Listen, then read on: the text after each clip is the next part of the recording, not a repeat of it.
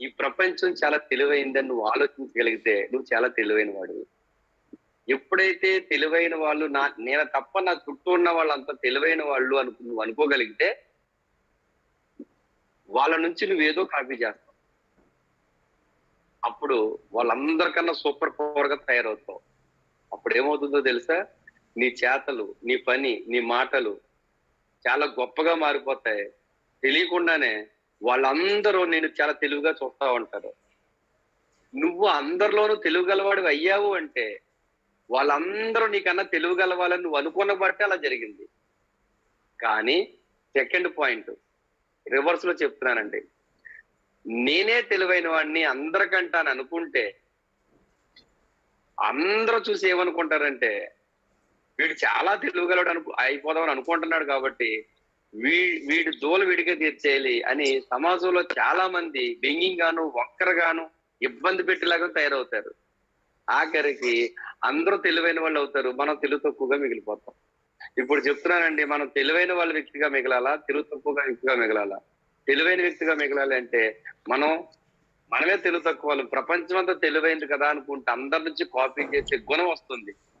అది సమాజంలో ఉన్నటువంటి ఒక గుడ్ ఎస్టైన్ అని గుడ్ స్టైన్ అని చెప్పొచ్చు, గుడ్ థింగ్ పాయింట్ అని చెప్పొచ్చు. ఇది ఆ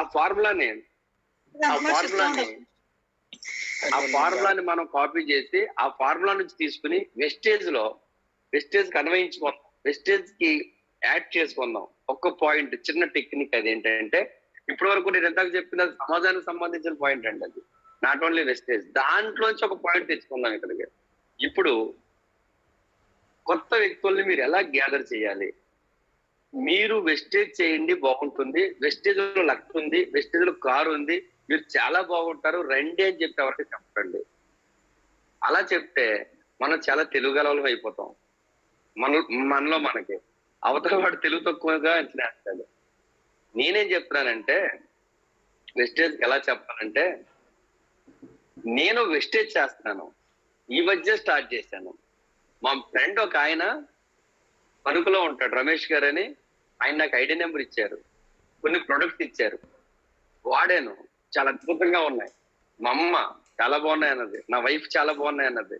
నాకు కూడా ఇంతకు ముందు పన్నంత నొప్పిగా ఉండేది, పేస్ట్ వాడిన తర్వాత తగ్గింది. వేప లవంగంతో తయారు చేస్తున్నారని తెలిసింది. అలాగే ఆ ప్రొడక్ట్స్ యూజ్ చేసి ఇన్వాల్వ్ అయ్యాను. 2 మీటింగ్స్కి వెళ్ళాను, రేపు వెళ్ళేది 3వ మీటింగ్. ఆ 2 మీటింగ్స్కి వెళ్ళిన తర్వాత చేస్తే ఈ బిజినెస్ చేయాలి, నెలకు 1,00,000 తీసుకోవచ్చు, కారు తీసుకోవచ్చు అని అర్థమైంది. ఈ 2023 మంత్ ఆఫ్ అక్టోబర్ నాటికి నేను కారు తీసుకుంటున్నాను స్టార్ డైరెక్టర్ గా. ఈ రెండింగ్ నాటికి 1,00,000 తీసుకుంటున్నాను. కాబట్టి నేను చేస్తున్నాను సార్, నాతో పాటు మీరు కూడా చేస్తే బాగుంటుందని మీ దగ్గరకు వచ్చాను. రండి మన ఇద్దరం కలిసి మీటింగ్ వెళ్దాం, నచ్చితే మన ఇద్దరం కలిసి చేద్దాం, నచ్చలేదు మీ దగ్గర వెస్టేజ్ మాట్లాడను, మీరు మాట్లాడొద్దండి, మీ దగ్గర వెస్టేజ్ టాపిక్ ఎత్తను, మన ఇద్దరం ఫ్రెండ్లీగా ఉందాం, నచ్చితే మాత్రం ఇద్దరం కలిసి చేద్దాం. మీరు వచ్చినా రాకపోయినా నేను మాత్రం వెస్టేజ్ ఫిక్స్ అయిపోయానండి, బలంగా కార్ తీయాలి, నాకు 1,00,000 తీయాలి అనగానే ఆయన అంటాడు, కార్ తీసుకుని ఏరియాలో ఎవరైనా ఉన్నారా అని అడుగుతాడు. మొన్ననే 2 తీశారండి, రాజమండ్రిలో 3 తీశారండి, ఇంకో చోట ఇంకొక ఆయన తీసాడండి, ఫోటోలు చూడండి అని చూపిస్తారు. మరేనండి చాలా బాగుందండి, మరి 1,00,000 తీసుకున్న ఎవరైనా ఉన్నారని అడుగుతాడు. అయ్యో ఎందుకు లేరండి చెప్పి 3 లక్షలు, 4 లక్షలు, 1,00,000, 2 లక్షలు ఈ చూపించండి. సరే ట్రై చేస్తాను, ఎప్పుడు రేపా వెళ్దాంలే అంటాడు. అలా వస్తాడు ఆయన.